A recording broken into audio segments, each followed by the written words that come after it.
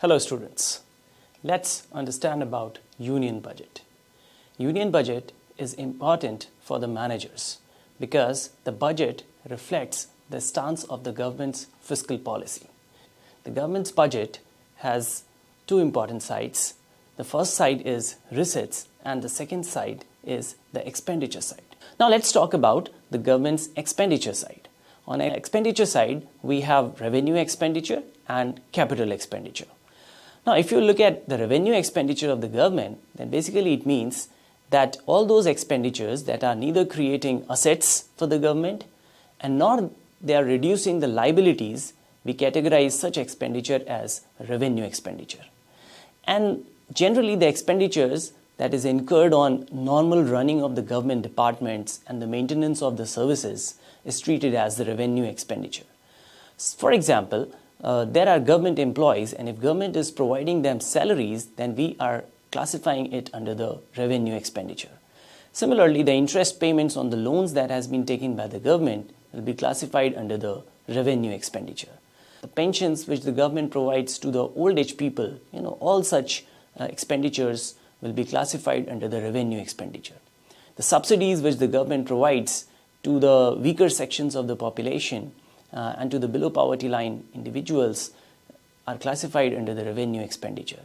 Similarly, the grants from the government, the rural development expenditures, and the education and health services expenditure are classified under the revenue expenditure of the government. If you look at the capital expenditure, then it is basically an expenditure which is either creating an asset for the government. For example, government has come up with a new school building, so a new asset has been created, or the expenditure that is reducing the liability of the government. For example, government repaid the loan, then it has reduced the liability of the government. So such expenditures will be classified under the capital expenditure. So the expenditures on land, building and machinery are the capital expenditure.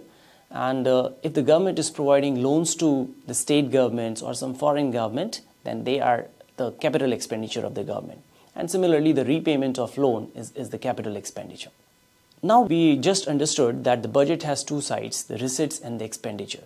But also there is an important term that is associated with budget and that you need to understand is the deficit. And deficit is categorized into four broad types. The first one is the revenue deficit. The second one is the effective revenue deficit. And the third one is the fiscal deficit. And the fourth one is the primary deficit. Let's understand the revenue deficit.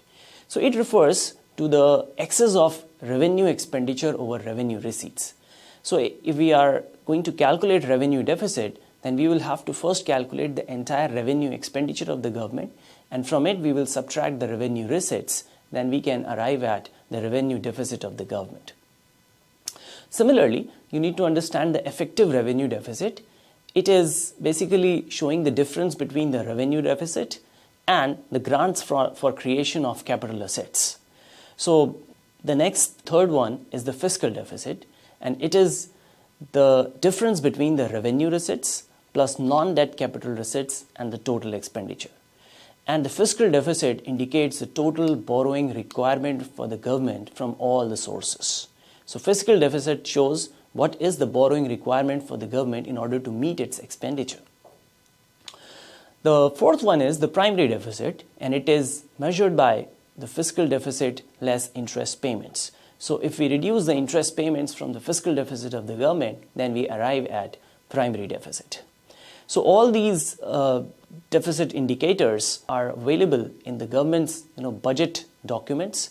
So in the class, we will have a detailed discussion on the government's budget, and then I want you to look at the government's budget document and try to find out that what is the total receipt of the government, what is the total expenditure of the government, and calculate these deficits. Thank you.